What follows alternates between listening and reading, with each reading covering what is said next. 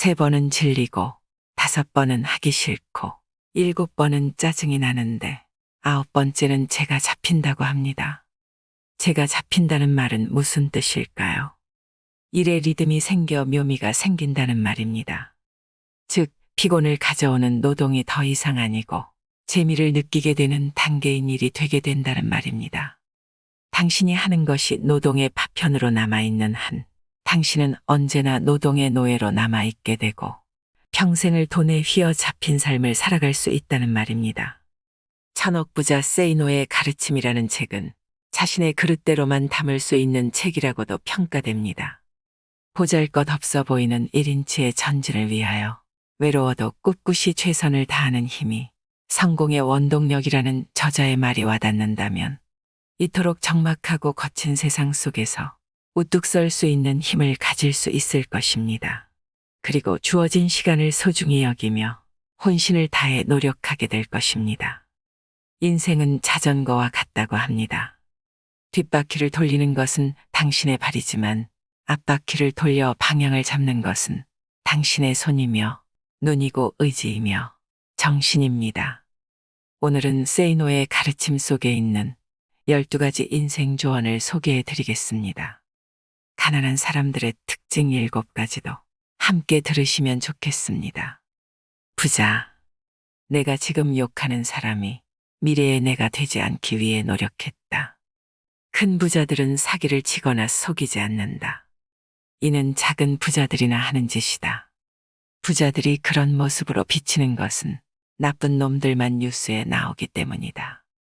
반대로 뉴스에 나오는 가난한 자들이 저지르는 범죄를 보면 가난한 자들은 모두 나쁜 놈이라는 말도 성립하게 된다.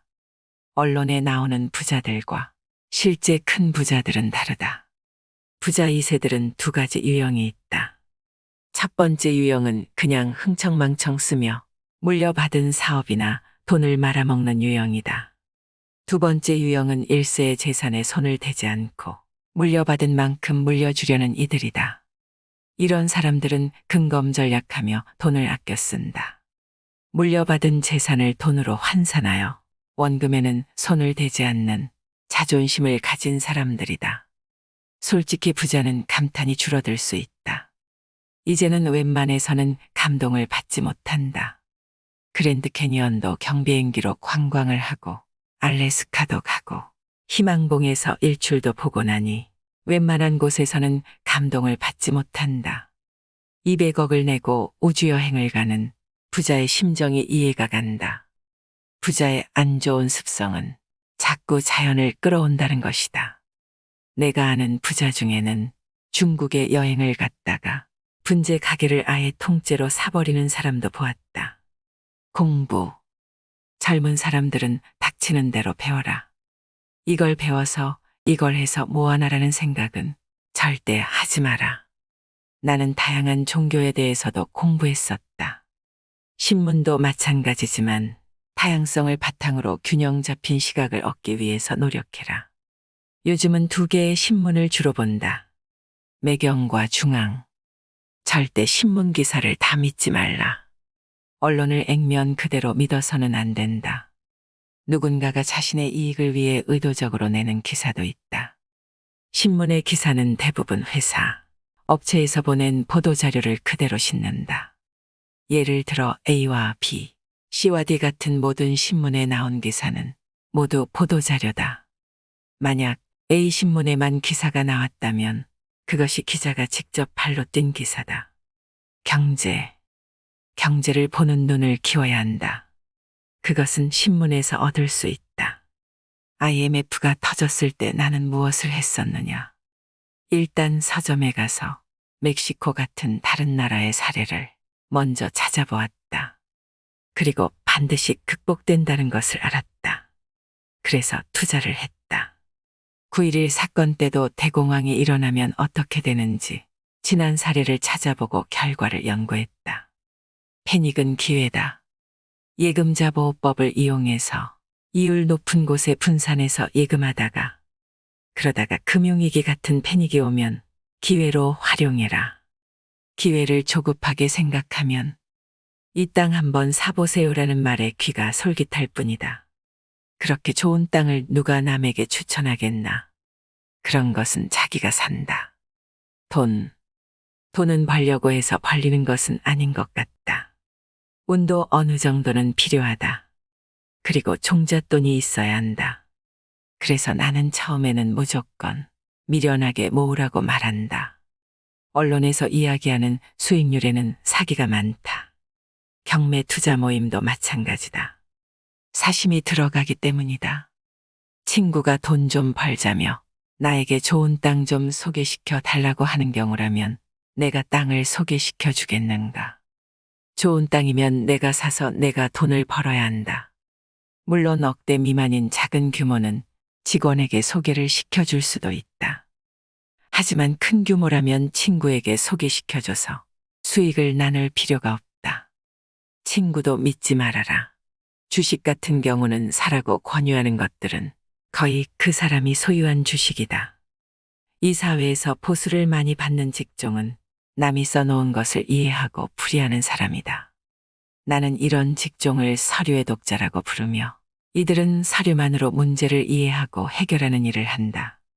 이런 종류에는 대표적으로 CEO가 있다. 변호사나 판사도 포함될 수 있을 것이다.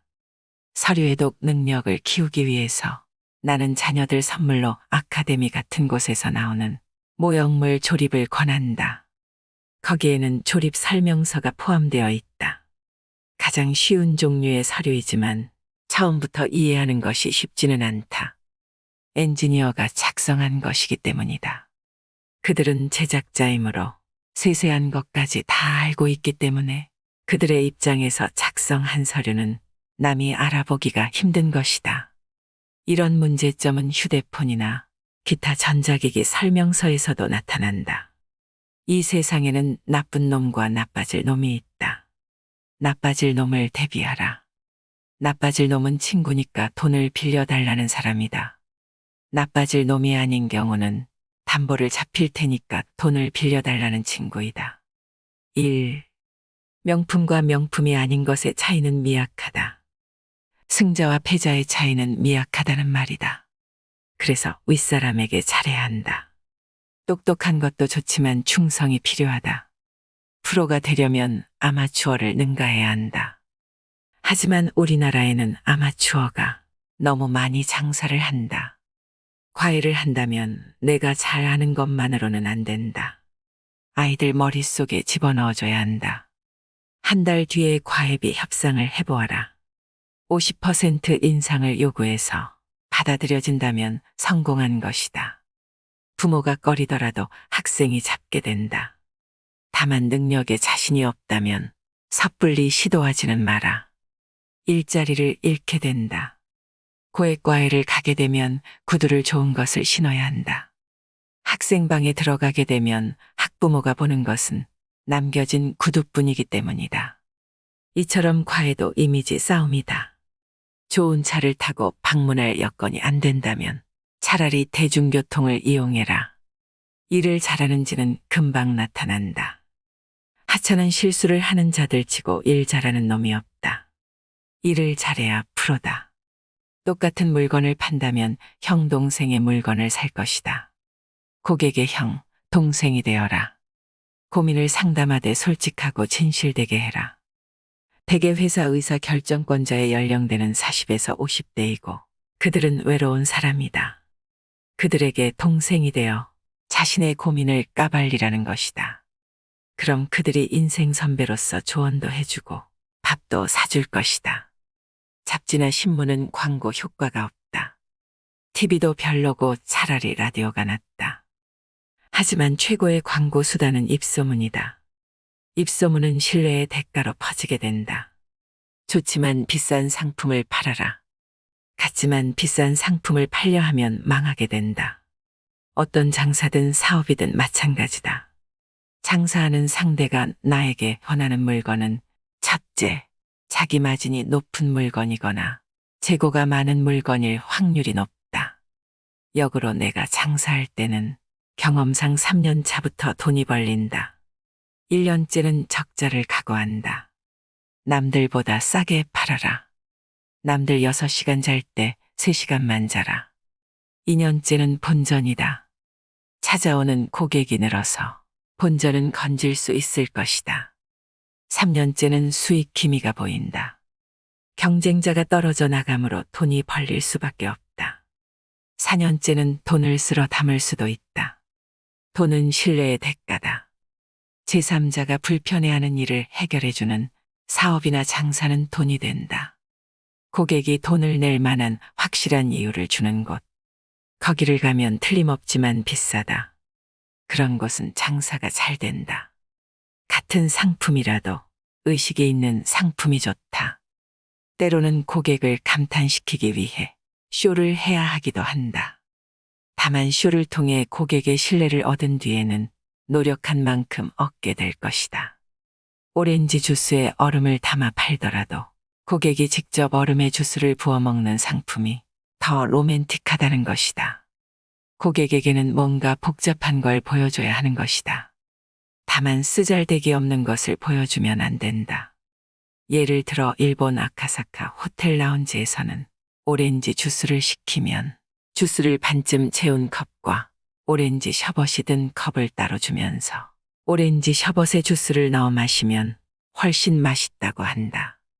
고객들이 중간 과정을 알 수 없는 업종에서는 투명하게 밝히는 것이 잘 팔리게 된다. 고객이 의심하지 않도록 모든 것을 보여주어야 한다. 신뢰는 곧 돈이기 때문이다. 돈이 결부되면 사람들은 믿지 않는다. 세이노를 사람들이 믿는 것은 세이노가 그를 통해서 돈을 벌지 않기 때문이다. 신뢰를 얻기 위해서는 투명하게 까발려야 한다. 직원. 말단 직원들의 관리를 잘해야 한다. 경비나 주차 요원들은 손님을 가장 처음 맞이하는 자리이기 때문이다. 이들이 핵심이다. CCTV를 경비실 머리 위에 설치하고 고객이 찾아왔는데도 고개도 돌리지 않고 맞이하는 경비가 보인다면 당장 해고다. 아무리 어린 손님이 오더라도 공손하게 맞이해야 한다. 하지만 내가 먼저 북도 치고 장구도 쳐본 다음에 직원들을 교육해야 한다. 말만 하며 지시하는 오너보다 행동하는 오너를 직원들은 존중한다. 직원 중에 한 명에게는 월급을 팍팍 줘서 나의 심복이 되게 하라. 직원들은 미래의 금송아지보다는 현재의 넉넉한 봉급을 좋아한다. 4명의 직원이 있다. 1명을 승진시켜야 하는데 오너는 누구를 승진시킬까? 똑똑한 사람이 아니다. 나에게 잘한 사람이다. 나 혼자 잘났다 그러면 직장에서는 탈락되기 쉽다. 그러나 기업 오너는 다르다. 눈에 띈 직원은 사장실에서 나오면서 휴지를 줍는 직원이다. 잘못을 부드럽게 타일러서는 기억하지 못한다. 물건을 던지고 난리를 핀 일은 오래 기억하지만 가볍게 넘어간 일은 기억을 하지 못한다는 것을 경험으로 안다. 영어. 전문직, 공무원 등 자신을 알리려면 책을 써라. 주변인에게 줄 때 절대 비매품, 증정품을 주지 마라. 표지를 아주 좋게 만들어라. 최종 소비자가 항상 중요한 것은 아니다. 돈을 지불하는 사람이 중요하다. 치즈를 먹는 것은 아이들이지만 돈을 지불하는 것은 엄마들이다. 사람들은 기본적으로 경기가 나빠도 사치하고자 하는 욕망이 있다. 옷차림. 한창 커리어를 쌓는 30대 초까지는 정형화된 차림새를 하는 것이 좋다. 남자는 정장 차림이 좋다. 나도 그랬으며 30대 후반부터는 자유롭게 입었다. 출장을 갈 때는 지역마다 옷차림이 바뀌어야 한다. 남미를 갈 때는 금으로 도배하고 간다. 일본을 갈 때는 명품으로 도배를 하고 간다.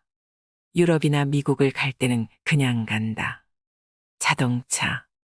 당장 좋은 차에 욕심내지 말고 좀 더 높은 곳에서 내려다볼 줄 알아야 한다. 부자가 되려면 폼을 잡지 말아라. 이 부분을 명심해야 한다. 남들한테 조금은 허술하게 보여야 하는 기술이 필요하다. 여자가 성공하는 건 한국보다 일본에서 더 어렵다. 사회적 인식이 더 보수적이기 때문이다. 일본에서 미스터 피자로 성공한 여자가 있다. 남성이 많은 집단에서 여자로 성공하기 위한 방법으로 세 가지를 이야기했다. 첫째는 개처럼 일하라는 것이다. 힘든 일이다. 남자가 열심히 일하면 일에 미쳤다고 하지만 여자가 그러면 독하다는 소리를 듣는다. 둘째는 여자처럼 행동하라는 것이다. 여자가 똑똑하더라도 남자와 논리적으로 대립하면 안 된다. 싸움이 날 뿐이다. 여자가 논리적으로 이기더라도 엉뚱한 것으로 트집을 잡는 남자들이 있다. 여자가 왜 그러냐느니 암탈게 울면 어쩌고 말을 할 때도 직접적으로 비난하기보다는 당신이 이러이러해서 이렇게 되지 않았느냐 하는 식으로 돌려 말하는 것이 필요하다. 한마디로 말하면 여우가 되라는 것과 비슷하다. 세 번째는 남자처럼 생각하라는 것이다.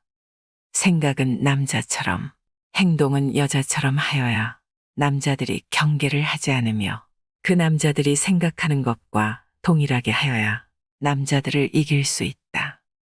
결혼할 배우자를 찾을 때는 사랑하는 사람, 그 다음엔 경제관념이 나랑 맞는 사람. 이 두 개가 가장 중요하다고 생각한다. 사람은 기본적으로 비교의 동물이다. 친구들보다 자기가 더 행복하다는 증거를 마련하는데 안달이 나 있는 경우가 많다. 그렇지 않은 사람을 찾아라. 그럼 결혼에 성공할 확률이 높아진다. 불알 두 쪽 차고 있다고 으스대는 남자들보다 훨씬 나은 여자들도 많다. 무의식 중에 들어서 있는 나의 고정관념을 경계하라. 일과 삶의 균형. 삶의 균형을 맞추기는 어렵다. 두 마리 토끼를 잡지 마라. 한쪽으로 치우칠 수밖에 없고 어느 한쪽을 포기해야 한다. 정답은 없는 것 같다. 한쪽에 지나치게 치중하면 피곤해진다. 조화가 필요하지만 같이 보내는 시간과 행복의 크기가 비례하는 것은 아니다. 관심을 가지고 있고 생각을 했다는 증표가 필요한 것이다. 그래서 선물 같은 것은 시간 날 때 미리 준비해 두어라. 생일 때에는 이상하게 바빠지기 때문에 때 맞춰서 사기가 힘들다. 꽃은 미리 준비하기가 힘들지만 선물은 가능하다. 그리고 일주일에 하루 정도는 시간을 내자. 그때 아이들에게 책 보는 습관을 들여주면 좋다. 부모가 먼저 책을 읽는 모습을 보이는 게 최고다. 아이들은 부모가 하는 행동을 본받기 때문이다. 직접 학원 사업과 과외를 해본 경험상 고액과외니 뭐니보다 공부는 엉덩이 싸움이라는 것을 느꼈다. 지난날 아쉬운 부분이 없지는 않다. 신혼 첫 가을에 아내와 속리산에 갔는데 일이 계속 마음에 걸려 오색약수터 입구에서 택시를 타고 올라가서 잠시 단풍 구경만 시켜주고 그 택시로 다시 내려와 고속버스로 올라왔다. 아이들이 어렸을 때에는 기사가 운전을 하면 난 조수석에 앉아서 무게를 잡아야만 했다. 가족들하고만 있을 때처럼 편한 분위기를 만들기는 힘들었다. 바쁘기도 했다. 가족들과 여행을 가서 가족들은 조용히 시키고 전화만 한참 하기도 했다. 출장을 가면 공항에서 회의를 하고 바로 이동하기도 했다. 지도상으로 보면 점만 찍으며 이동을 한 것이다. 공항에 도착하면 백스가 50장씩 도착해 있기도 했다. 한창 바쁠 때에는 타고 간 비행기에 있던 승무원들을 올 때 그대로 만난 적도 있었다. 그들은 도착지에서 2에서 3일 체류하므로 그만큼 바쁘게 돌아다녔던 것이다. 바쁜 생활을 계속하다 뭔가 놓치는 것 같아서 2000년부터는 사업을 줄였다. 아내가 생기는 건 돈밖에 없다는 말을 하기도 했었다. 기부. 주로 사회복지 공동기금을 통해 기부하고 기부 대상을 선정할 수 있다는 점을 장점으로 생각한다. 소년소녀 가장처럼 나라에서 도움을 받을 수 있는 아이들 말고 사회에서 실질적으로 도움을 못 받는 이들을 도와주기 위해서다. 호적상으로 부모는 있는데 그 부모가 술꾼이라든가 장애인은 아니지만 환자라든가 아니면 부모가 둘 다 가출했다든가 하는 상황에 처한 아이들은 법적으로 보호를 받기 어렵다. 예를 들어 59세 할아버지와 어린 손주가 어렵게 사는 경우 현행법상 59세의 할아버지는 노동력이 있다고 여겨져 정부로부터 도움을 구할 수 없다. 하지만 그 할아버지가 알코올 중독자의 손주를 때리고 전혀 돈을 벌지 못한다면 이러한 상황을 알 수 있는 건 사회복지사들이다. 사회복지사를 통해 제도권 밖에 있는 아이들에게 도움을 줄 수 있다. 우리나라 법은 기부에 대한 혜택이 적은데 이유는 우리나라는 남을 돕는 일은 국가가 알아서 해야 한다는 생각이고 외국은 나눠서 같이 도와주자는 생각이기 때문이다. 누구나가 성공의 꿈을 품고 살아가지만 왜 성공한 사람은 극소수일까요? 그 이유는 대부분 사람들이 꿈은 원대하게 품지만 그 꿈을 실현시키는 아주 작은 단계들은 하찮게 여기고 무시하기 때문이라고 합니다. 사람들은 백만장자들의 특성을 배우려고 하지만 가난한 자들에게 있는 공통점을 찾으려 하지는 않습니다. 가난한 사람들의 특징 7가지가 있습니다. 가난한 사람들은 첫째로 돈 받는 것 이상으로 일하려 하지 않습니다. 둘째로 아무 일이나 하려 하지 않습니다.